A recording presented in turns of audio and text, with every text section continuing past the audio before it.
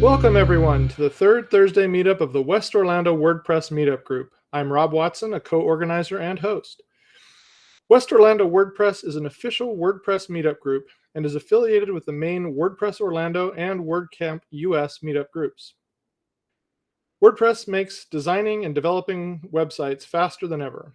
Sometimes, though, you need some extra productivity habits to bring all the elements together efficiently and on time. In this presentation, Beth Livingston reveals 6 universal productivity principles that can be applied to website development. You can even use them for projects such as a fundraiser at a church or even tiling your kitchen floor.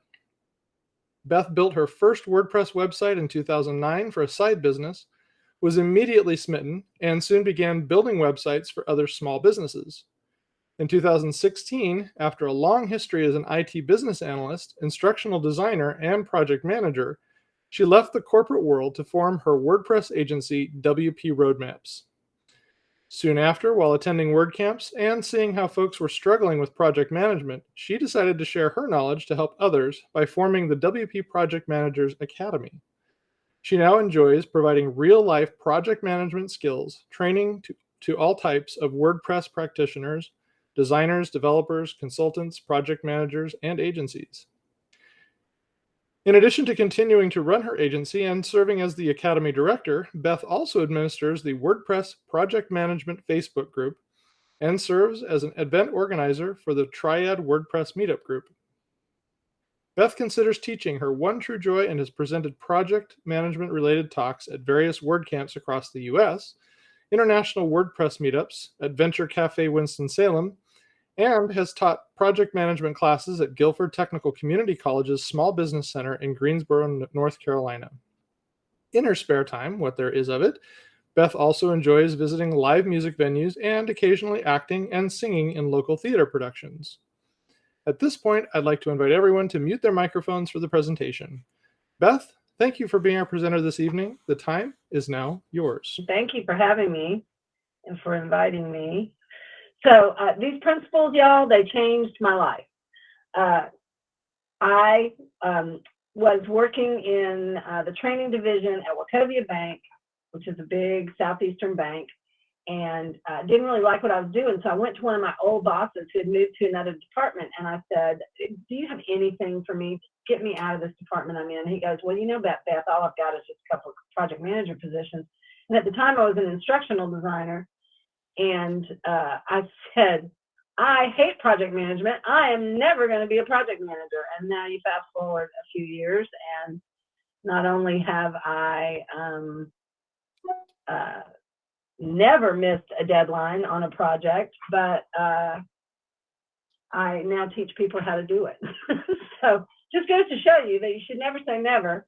And sometimes when you think that you hate something, you don't really. And it's because, you know, in the corporate world, you know what project management is? A whole lot of busy work for the people who wish they could be in their office doing their job. So that's why I had a bad taste in my mouth.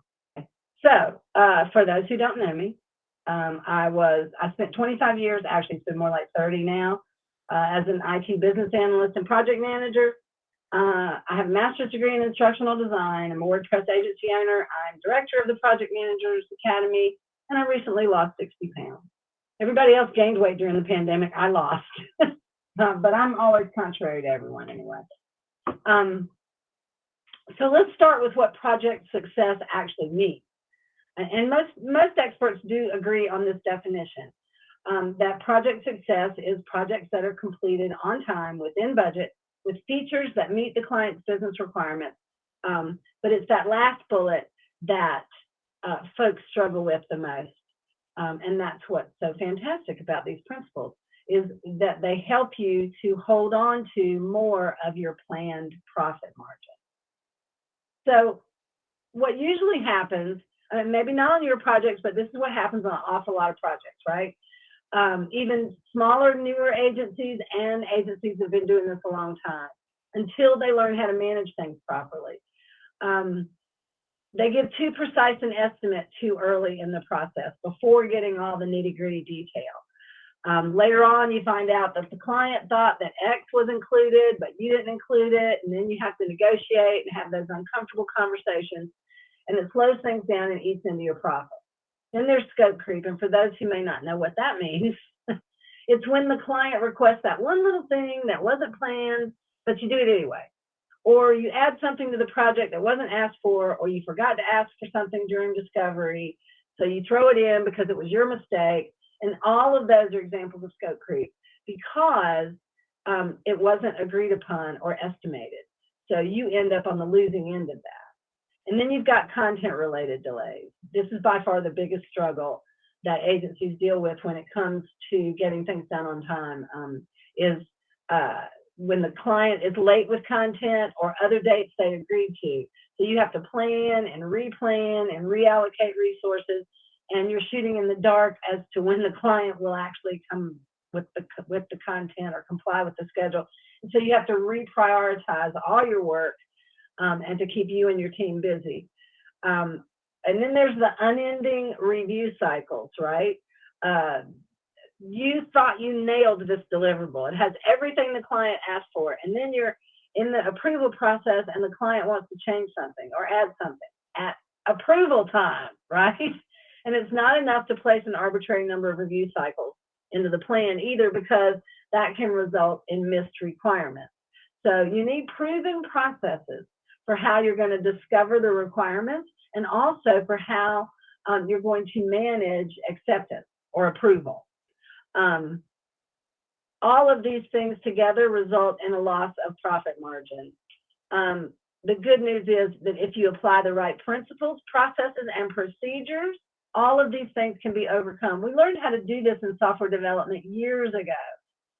I was really shocked when I got into the web development arena to find that so many people in this in our space just don't have these skills, and they don't have the knowledge. And it's just because, you know, when somebody starts an agency, they can go anywhere to learn the tool. They can go down to the community college to learn how to start a business. They've got all these places online to learn how to scale a business, but nobody teaches them how to get projects done on time and within budget. But I do. Let's talk about the actual 6 principles. So they're really just common sense methods for being productive when carrying out a task or a set of tasks. And as Rob said earlier, they can be equally applied to website development, a fundraiser at church, tiling your kitchen floor. Going to the grocery store is technically a project, because anything that has a beginning and an end and an outcome is a project. So these are things that you already know that you should be doing, but we often forget to carry them out on a day-to-day basis. And as we go through these, sometimes you may be going, well, duh, Beth. But if you really take a look, you might not be applying these things as you should, so that you can reap the most benefit.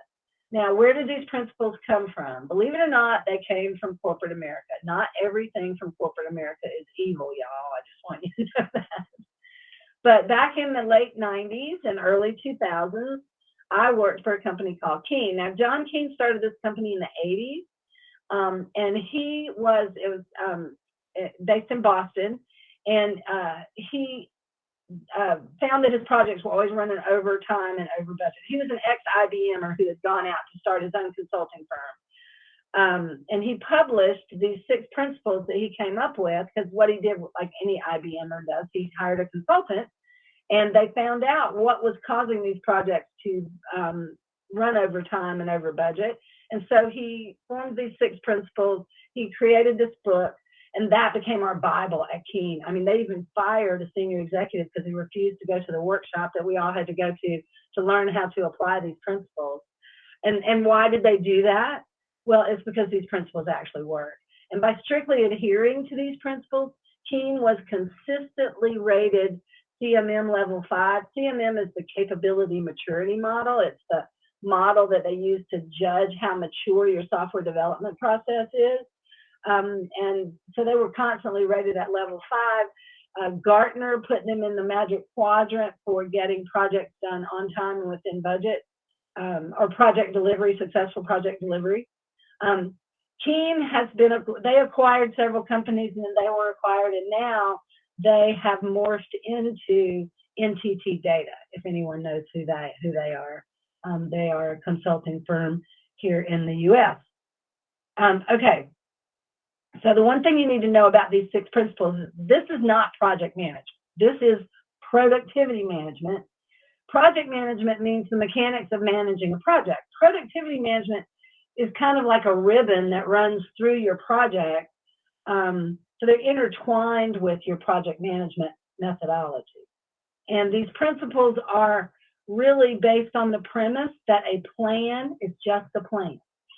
A plan to complete a set of tasks is not a finite roadmap with a single best route from point A to point B at the beginning. It's more like a GPS because you have to keep recalculating, right? Things change. And so you need to establish this with customers at the very beginning, because people think that if I put this in the proposal or I give them a deadline or I do a project plan, that it's carved in granite. And you should never set that expectation with your client. It's a living thing as time goes on. You are making these estimates and plans based on what you know now. And if you find out something different tomorrow, then things have to change. That seems common sense, right? But you have to call these things out to your clients, because they think that once you write it down, that that's what it's going to be. And then they add 10 pages and want to know why the price went up. And this is a quote you'll see around our space a lot from Abraham Lincoln, that give me 6 hours to chop down a tree and I'll spend the first 4 sharpening the axe. And that is so true in project management, so true in web development. If you will spend more time on the planning and get the details right, which is the boring, tedious part that nobody likes to do, because we just want to jump in there and start building beautiful things. I'm as guilty as anybody else. But if you stop and take the time and get it all planned out and approved before you start coding, and do all of that planning up front, then the rest of it goes so much more smoothly. So most of your time should actually be spent on planning and the front end. Okay, so now we're going to get down to the actual principles, okay? So on the left are Keene's original principles. On the right are how I have modified them for website development. And a little bit, and more, and really, yeah, just website development in general. The only thing that really sets the way you manage a project in WordPress differently than other website development projects is plugins, because that is a whole thing that's got to be ironed out on the front end that may not in an HTML site. I mean, they might have to still come up with the same functionality, but it's not a matter of researching and installing and configuring plugins. Okay, so Keene's original principles: define the job in detail. I have changed that slightly to define the job in detail with a content-first approach. And we're going to dig a little deeper into all of these, but this is just the overview right now. John Keene said get the right people involved, and later on he did change it to get the right resources involved, because we all know that there are more resources involved than just people. And he also said that, because everybody always asks the question, but what if the right resource isn't available? What if the right resource isn't available? And then he would say, well, then get your resources involved rightly. So it was kind of a switch on words, but with the same concept of making sure that the people are doing the right job. Estimate the time and cost. And so I have changed that to estimate the time and cost often, because we think that we estimate at the beginning of the project, and that's pretty much it. And that's not it. And we'll talk about all the different times you should be estimating your project so you can keep things on track. Break the job down doesn't really change. It's just break the job down. It's just a thing, right? And we'll get to that. Establish a change procedure.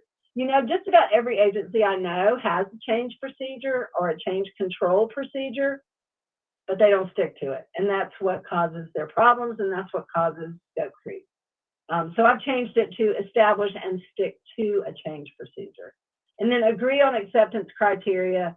And I've just made it a little clearer that you need to agree on both interim and final acceptance criteria. In other words, you need to agree on the acceptance or approval criteria for individual deliverables as well as the final website. Okay, so let's look at that first one. Define the job in detail with a content-first approach. What that really means is using a drill-down method, beginning with the proposal and ending with a detailed statement of work. So you need to do a deep dive discovery that is heavily focused on planning before any design or development work is done. And some people will do this as a separate project. I don't. I do it as a two-step proposal process, and I'll talk a little bit more about that in a minute. And then we use a content-first approach. Now, there's content-first design and content-first development. Content-first design is considering the content as you develop the design. Content-first development is we don't develop till you give me all the content. Well, let's do it this way. I try to talk my clients out of doing their own content. So, but we still insist on having it all before we begin. So if I'm using a third party, still that third party needs to have all that content ready before we'll start building.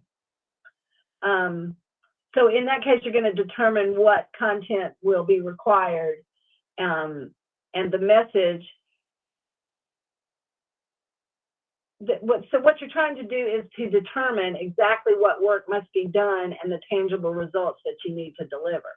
So that's why you need to do the content first. I didn't say that very well, but this deep dive discovery, defining the job in detail, is to get all that detail that you can't possibly get in a 1.5 hour meeting with the client prior to a proposal. So we use this two-step proposal process where phase one becomes the deep dive. So I'll give you the Reader's Digest really short version of that. Is what we do is in the proposal we give a range estimate.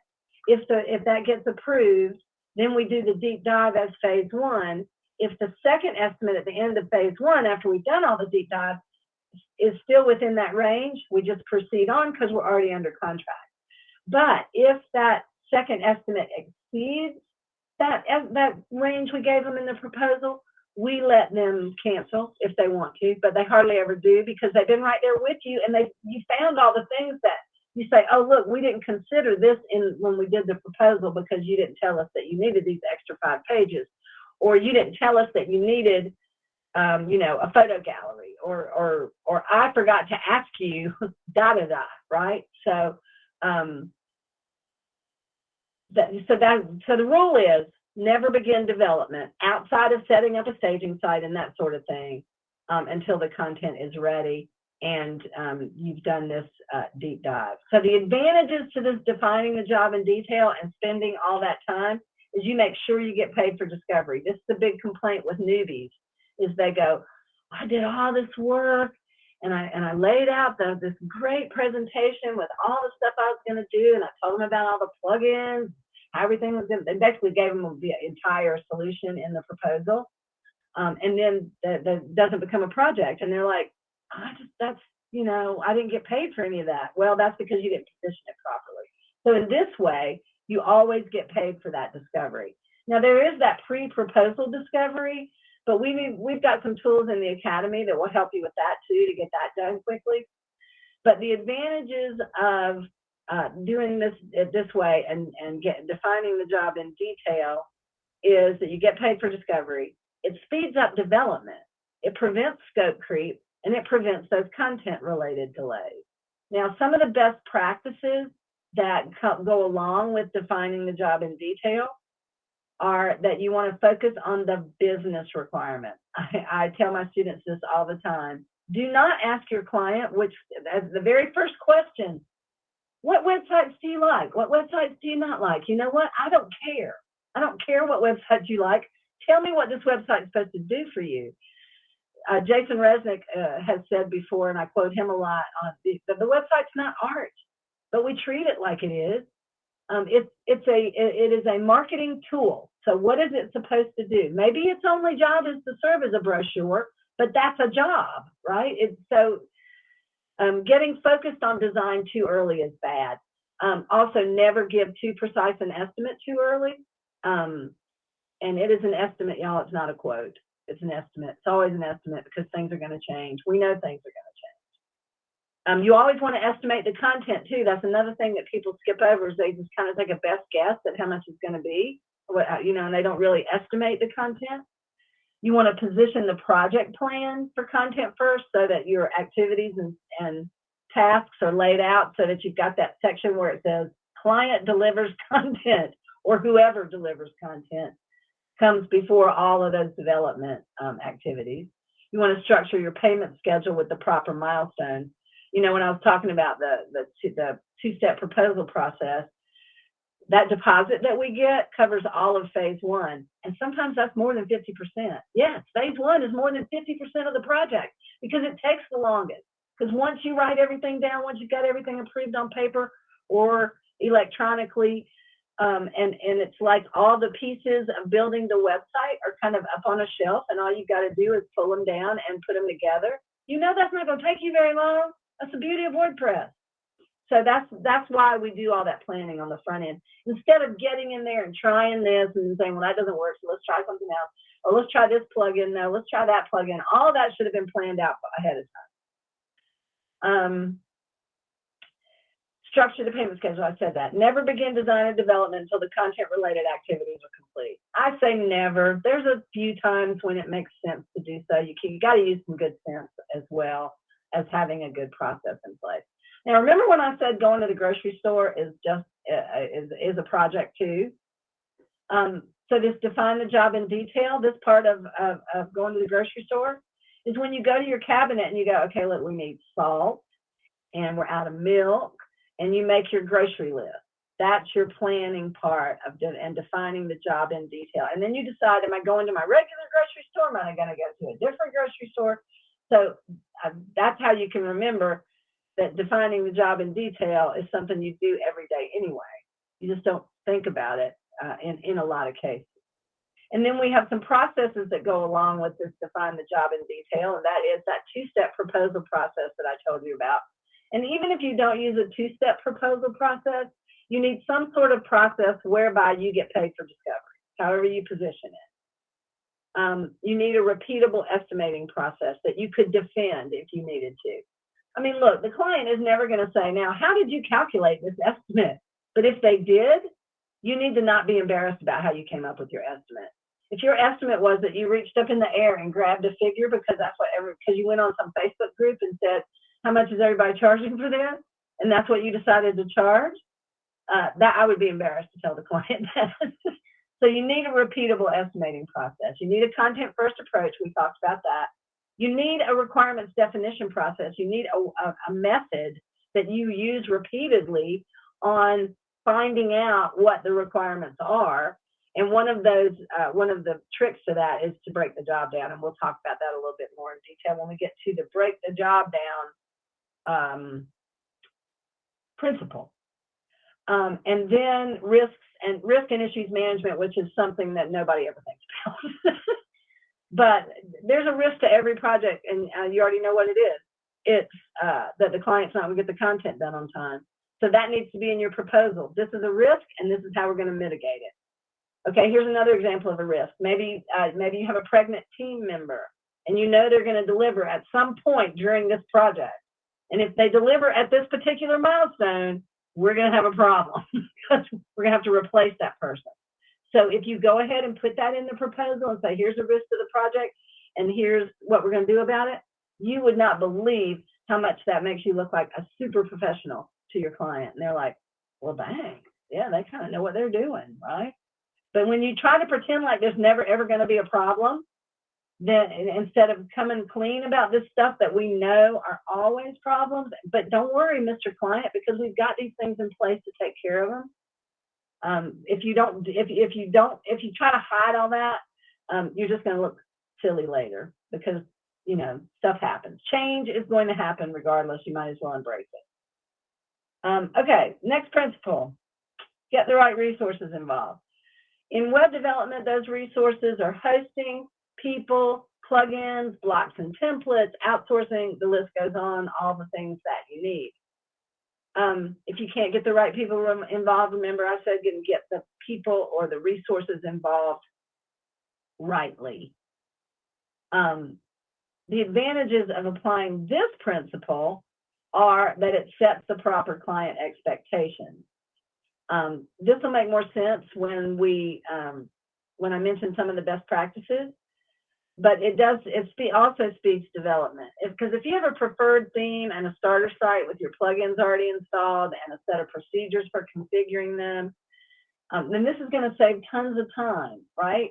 You know, if you find a theme, most people, most developers do have a theme or a couple of themes that they like and they go to, because that's just going to save time. So that's an example of getting the right resources involved. So you need to have these things in your pocket so that it'll prevent wasted time of going and trying to find these things. Now, there's going to be the occasion where, let's say, you've taken on your first e-commerce project and you've never done that before. There's going to be some wasted time. Okay, there's going to be some learning curve.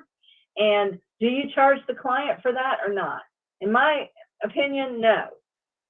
That's not lost money, because you are now learning a new thing that you can use on future projects. So to me, that doesn't count as loss of ROI, because you're spending more time to research something you didn't know how to do. Okay, so the best practices that go along with getting the right resources involved, one of them is to define all the roles and responsibilities. This is a great way to set proper client expectations about what's involved in building a website. You know how sometimes they don't really respect what we do because they've been told on TV that you can build a website in an hour? Makes me so mad every time I see one of those commercials. I want to throw something at the television. But when you list all the roles and responsibilities in your project documents, in like your proposal, and you say, okay, website designer, business analyst, website developer, website environment manager, SEO manager. I mean, you list it all down of all the stuff that you do, and they'll go, holy crap, I had no idea building a website involved all these things. So it's not like you're sitting there preaching at them, but when you list all those roles and responsibilities, they kind of get a clue, right? Things they didn't get a clue about before. You want to make sure you make the client the part of the team. It's another misconception on the part of the client. They think they're going to give you a few requirements, and they're going to go off to the beach and come back, and you're going to give them a website. So you have to make sure that they understand they are part of the team. They're going to have to provide information, and they're going to have to be available to review and approve things. And you also need to get out of the worker bee mode, right? Like, you're a colleague of your client. They're not the boss and you're the worker bee. Y'all are colleagues working to solve a business problem for this client. So if you can get that mindset in your head and make the client part of the team, that's an example of getting the resources involved rightly. You want to identify the management resources, especially if you've got more than one person. Nonprofits are terrible about this. Not having just the one person to talk to, you got to go talk to a committee or that sort of thing. Or even, I've had the instance where it's a partnership and both partners think they're in charge. That's a very difficult situation. So you got to iron those things out and identify who's in charge at the beginning. And then it's always a good idea to have a starter site and a plugin stack that's already pulled together, and all you have to do is import it and get going, because it's something that you've used many times and already know how to do. All right, I am going to take a breath. I'm talking fast, y'all, because this is a long presentation, and I'm skipping over part of it so that it's the appropriate length. I'm still covering all the information, but that's one reason I'm talking fast. I hope everybody can understand me. If I'm talking too fast, somebody yell and tell me to stop.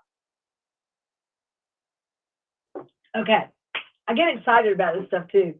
It's you know, they say whatever you're passionate about, that's what you're geeky about. Well, this is my geek stuff. Okay, I love project management. Well, because this stuff changed my life. I hated this crap, and once I learned how to do it and found out how easy it was, I was like, I love this, and it just makes life so much easier. And I'm serious. I use it every single day on all kinds of different projects. Okay, then the processes that you want to get established for getting the right resources involved is that proposal process is one. Client management. You need to write down all of the things about client management that are important. You know, like, what is the turnaround time for approvals? And how are you going to manage that if they don't comply? So it's those kinds of things. Your technical approach, which is basically your starter site and your plugin stack. And then your communication plan. How are you going to set boundaries with your client about how you want to be communicated with? How are you going to make sure that your client is kept abreast of what's going on without overwhelm and all of that? So these are the processes that go along with this principle of getting the right resources involved. So far we've talked about defining the job in detail and getting the right resources involved. Both kind of common sense, right? But pretty big deal principles. Then we get to the one that everyone hates, which is estimate the time and cost. I hate it. Everybody hates it. And most people think that estimate only comes at the beginning, but in order to measure and then improve, and in order to make sure you aren't off track on costs or time, you need to re-estimate throughout the project. Now, of course, if it's a shorter project, this may not be necessary, but especially like if you're just doing a short little website redesign that doesn't, take a couple of weeks, you might not have to estimate very often. But if this is a big project, especially when you've got multiple team members, tracking the actual time and cost against the estimate at regular intervals is the only way you're going to know how well you're doing, and it's the only way you're going to know how to get better at what you're doing. So like, task X took way longer than you thought. So the next time you do task X, you'll know exactly how to estimate it. So the advantages to this print, and you want to do this early and often. Of course, you want to do it at the beginning of the project. You want to do it at the end of each phase so that you're estimating for the beginning of the next phase. Any major change of scope, management, tools, or procedures. Like I re-estimate, of course, you're going to estimate a change request just for the change itself. But anytime I do a change request, I also re-estimate the rest of the project just to be on the safe side. And then the end of each reporting period. I suggest doing it weekly. It's just a Friday email that says, here's what we had planned to do this week, here's what we got done this week, and here's what we plan to do next week. And then if there's any issues or, red flags to come up, then you would put those in that Friday email also. And anytime there's concern about the project, just re-estimate if you're worried about that you're going over budget and over time. And the advantages is the more you do it, the better you get at it. And honestly, that is the only way to get better at estimating. But if you don't keep track of it, you're not going to get any better at it because you're still just using the crystal ball approach and not really using the analysis approach and using real numbers and real stuff. It also increases your accuracy of your next estimate and the estimate after that and the estimate after that. And it reduces surprises because you're getting better at the estimating. And some of the best practices that go along with this, okay, so I'm going to get on my soapbox about the quote versus estimate thing, right? All right, when the guy comes to build the fence in your front yard, he comes to talk to you about building a fence in the front yard, he can measure it. It's got a finite measurement.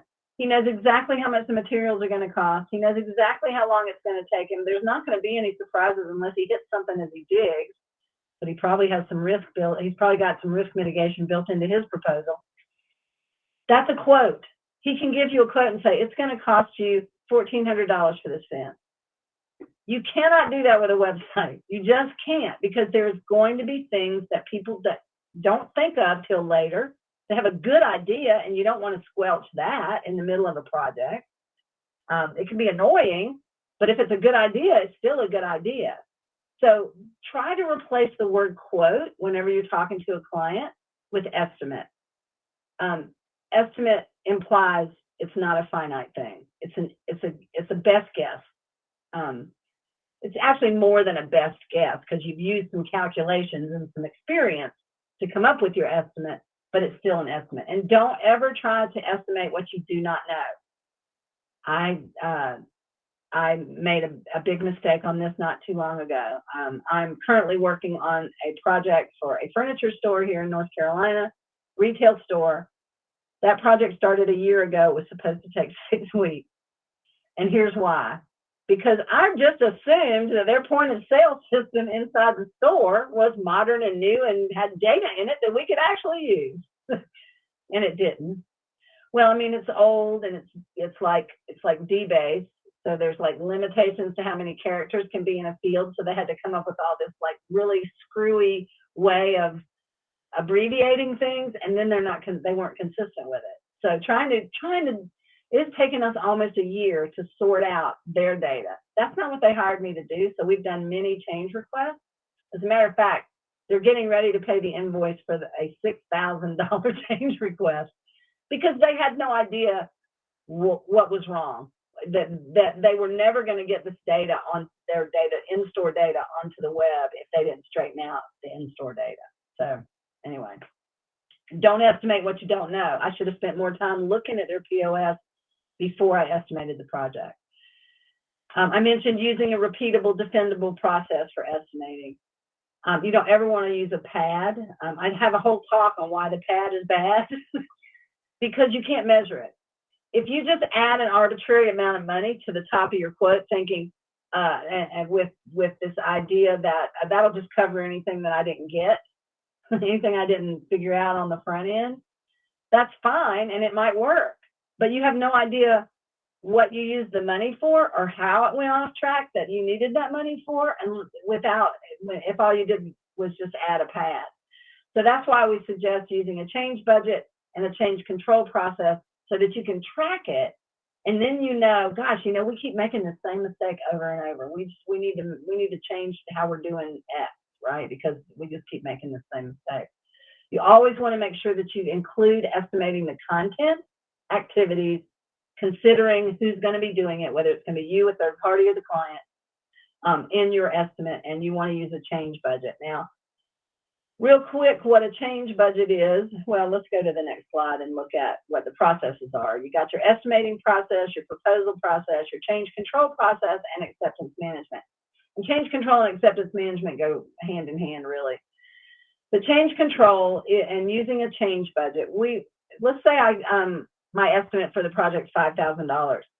We're going to establish a change budget of 20 to 30% of that amount that we set aside. The client agrees to pay it if we need it, but it's invisible money. You don't get a deposit on it or anything like that. It's just a change budget to cover change.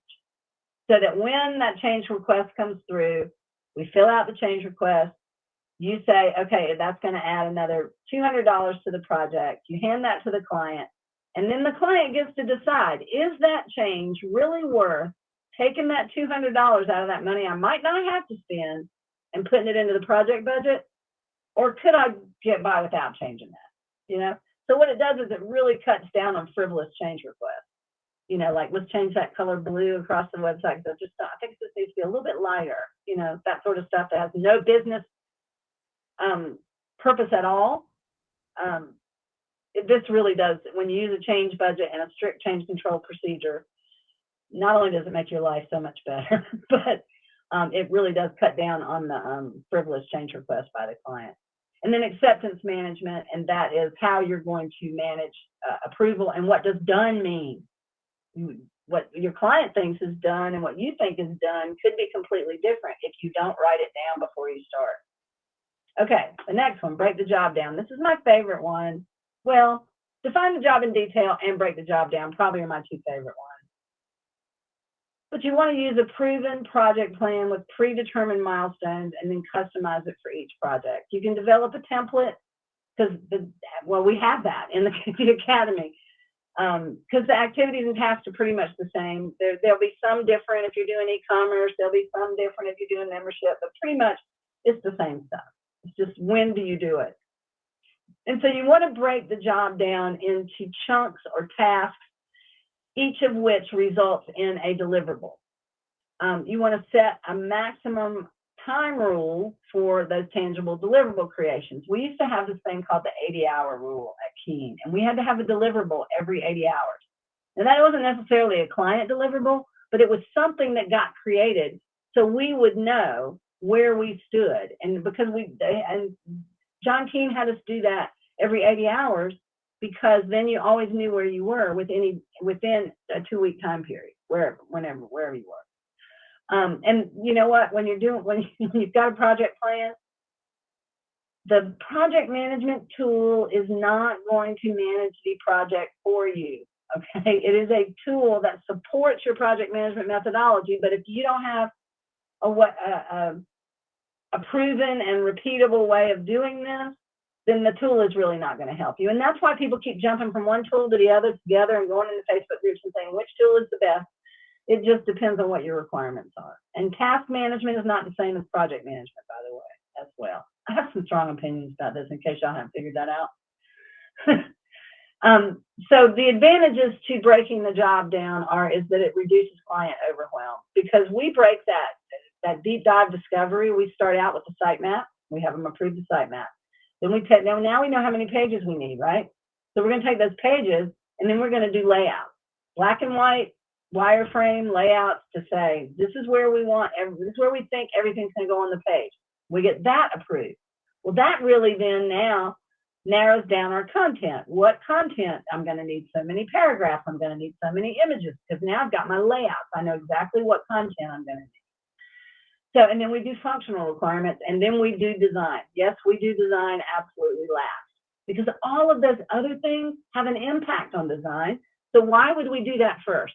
And then we find out, oh, well, now we find out that we've got to do this thing, and this thing doesn't fit in with the styling and branding that we had done. So now we got to redo that. That's why we don't do it that way. And this is another example of something that really helps speed development. And it also speeds final approval, because think of it, if you tried to get the whole website spec all spec'd out in one big chunk and then said, here, Mr. Client, go read this 30-page document and tell me if I got everything right.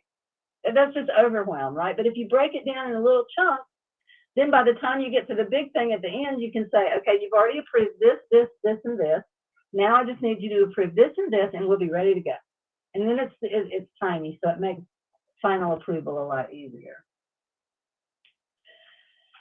There's a lot of pollen in the air here in North Carolina, and I have asthma, and so I'm feeling a little verklempt. I'm going to use this inhaler. It's kind of embarrassing right in the middle of the presentation, but it's kind of necessary. So thank you for bearing with me. All right, so the best practices are breaking things down into phases, activities, and tasks. Use some form of the 80-hour rule. Let's just call them milestones, okay? You need to have milestones so that you can stop at that milestone, look at where you are, and figure out, are we on schedule? Are we behind schedule? Are we ahead of schedule? Where are we? And then using those incremental approvals, like breaking the job down into little pieces like I was talking about that build on and each piece building on the next one. That's what I call incremental approvals. So those are some best practices for breaking the job down. And then the processes that you need to have in place for breaking the job down is that requirements definition process, where you do break things down into little pieces, and how are you going to get the client to approve all of those things. The next one is establish and stick to a change procedure. You need to establish a method to actively manage change throughout the project and invoke it without exception. I don't care how small the change is. I don't care if it doesn't affect the money. You need to document every single change after you've drawn the line in the sand that here's the requirements, here's all the planning, here's what we said we were going to do. Then any piece of that that's been approved. So let's say that you've got the layout approved. Then when you go to start gathering the content, the client goes, I totally forgot. We need an FAQ page, and we need a this page. And so now you've got new layouts to do. That's a change to something that's already approved. So that would invoke the change request or a change process. So that's super important. The advantages to this is that it eliminates that scope creep problem. You get paid for everything you do. You know, we tend to throw things in because we're trying to be nice. Don't do that. And it reduces frivolous change requests, as I described earlier. I see we're getting close to the end of time. I think I still got enough time. The best practices are embrace change, educate the client. You cannot educate the client enough about this. You need to be brutally honest about how scope creep happens, why it's bad for everybody, and what you have in place to manage it. You want to position change as opportunity, not a penalty to the client. You know what? And then there's that client that isn't really sure what they want, and they can't really get their content together, but they've got to get that website launched in such and such time. Then consider using a minimum viable website. I don't think that requires a lot of explanation, but I stole it from the startup area, because they have what they call a minimum viable product, and that is the way you start a startup. Is you don't ever wait until the big thing is done. You start with the little thing and then build on that later, and then always use a change budget. And the processes that you need for that is the requirements definition process. You need that estimating process, change management, change control, and acceptance management. And then the final principle is agree on interim and final acceptance criteria. If you agree on the rules that govern acceptance before the deliverable is created, then acceptance just becomes a checklist, right? I mean, you don't have this, well, no, but I really want that to be moved to the other side of the screen, and No, you got a list of if it meets these requirements, you got to accept it because you said this was what done would mean. You don't get to just change the rules along the way. And so what this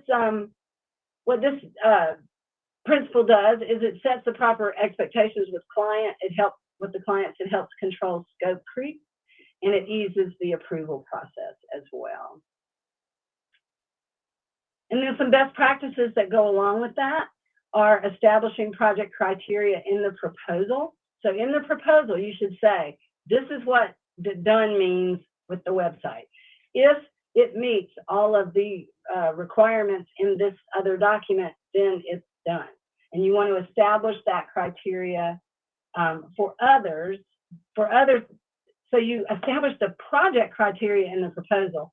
Then you establish the criteria for other deliverables before you create them. And what's nice about this is that you can use test plans to implement the checklist. And then acceptance is always provided in writing. You never accept verbal approval on anything, always has to be in writing. And then the processes are requirements definition, change management, acceptance management, and you need a testing approach. That's something that a lot of agencies tend to forget about in terms of, I mean, not that they don't do testing, they just don't have a repeatable process and a set approach that they use every time. And that's super important, especially getting your clients involved in the testing. So let's review these principles real quick. Define the job in detail with a content-first approach. Get the right resources involved.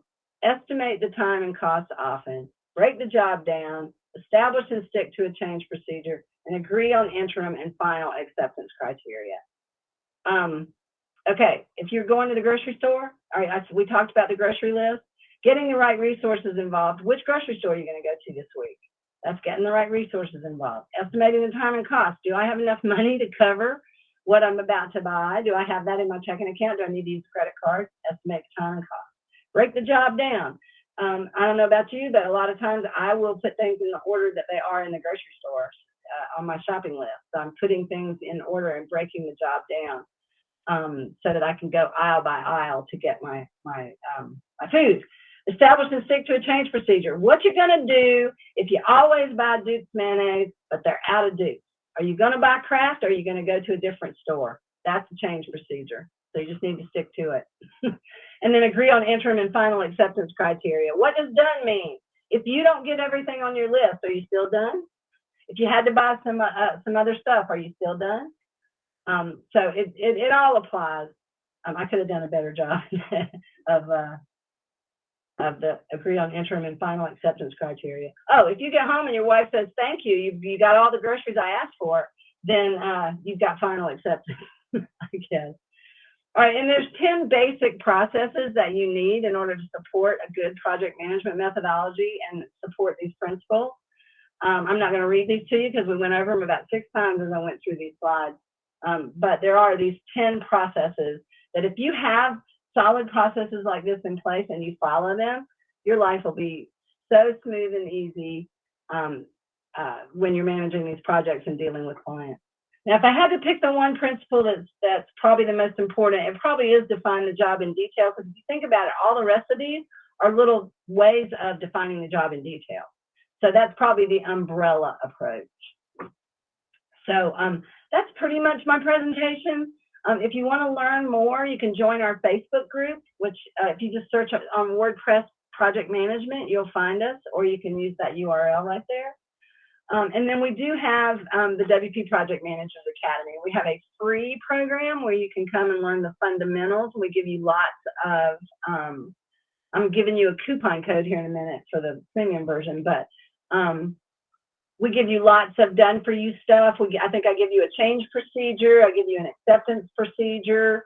And I give you an outline for the proposal. And we now keep our proposal and our contract separate. So I give you outlines for both of those. And just tons and tons of helpful stuff to give you the fundamentals of what you need. So if you want to do the DIY version of a project management methodology, then that free program is all you really need. But if you want to go and get everything you need and have a whole lot more done for you, then we have a premium membership. You get the free program, you get the Project Management 101 as well as the complete project management roadmap for WordPress when you sign up for the premium program. It just kind of takes things to the next level. It's got things, a whole bunch more already done for you.